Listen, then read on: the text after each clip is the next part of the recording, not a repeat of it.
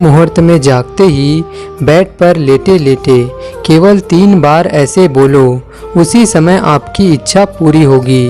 अब आपके मन में ये प्रश्न ज़रूर आएगा कि उसी समय कैसे इच्छा पूरी हो सकती हैं। तो दोस्तों, पहले तो आप यही समझ लीजिए कि जो परमात्मा अनंत कोटि ब्रह्मांडों का मालिक हैं, जिसके इशारे मात्र से ये पूरी सृष्टि ढह सकती हैं, उनके संकल्प से यह पूरी सृष्टि बनी हुई है।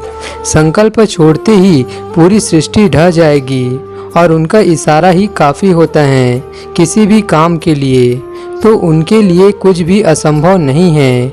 लेकिन अगर आपने जैसा हम बताएंगे वैसा किया तो आपको उसी समय संकेत मिलेगा। आपके अंदर से आवाज़ आएगी कि ये आपका काम आज पक्का होगा ही होगा। तो देखिए, जब ब्रह्म मुहूर्त में यानी 3 से 5 बजे के बीच में आपकी जब भी आँख खुल जाए, आँख खुलने का मतलब ये है कि जाग आ जाए, यानी आँख खुलते ही आप नींद से जग जाएं और आपको उठना नहीं है बेड से।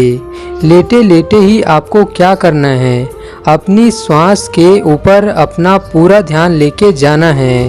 मन को श्वास के ऊपर लेके जाना है। फिर आपको श्वास ऊपर भरनी है और श्वास ऊपर भरते समय एक तो पहले आपको ये महसूस करना है कि मैं परमात्मा से जुड़ गया हूँ, क्योंकि श्वासों में ही परमात्मा है। तो जब आपके अंदर ये फीलिंग आ जाएगी तो आपको श्वास भरते समय बोलना है जो भी आपकी इच्छा है कि हे परमात्मा, मेरा ये ज़रूरी काम या मेरी ये इच्छा है, इसको आज ही आप पूरा कर दें।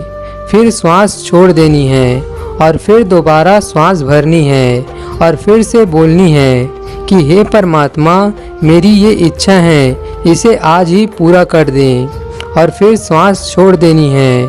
श्वास छोड़ते समय कुछ भी नहीं बोलना है और फिर आपको तीसरी बार श्वास भरनी है और फिर से बोलनी है कि हे परमात्मा, मेरी ये इच्छा है, इसे आप आज ही पूरा कर दें।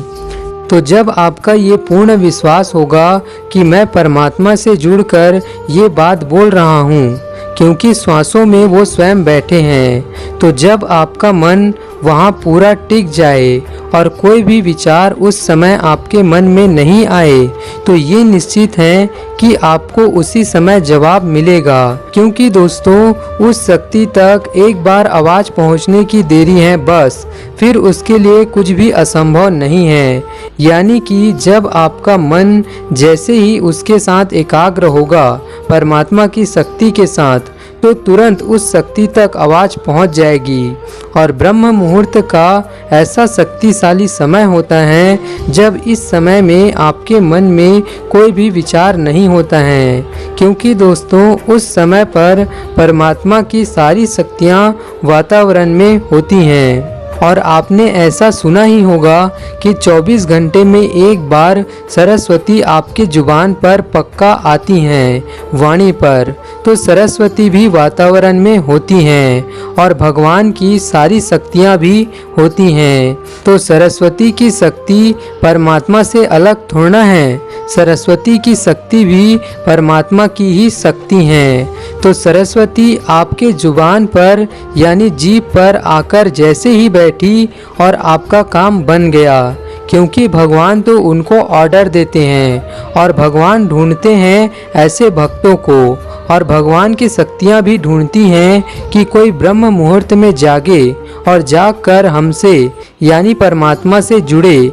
और जब आप श्वासों के द्वारा परमात्मा से जुड़कर अपनी इच्छा बताओगे तो सरस्वती को भी आपकी वाणी के ऊपर आना पड़ेगा और सरस्वती भी जान जाएगी कि ये भगवान का भक्त हैं और ऐसे भक्तों को वो ढूंढती रहती हैं। तो निश्चित ही आपकी उसी दिन इच्छा पूरी होगी, या तो उसी समय संकेत मिल जाएगा, अन्यथा दिन में पक्का मिलेगा।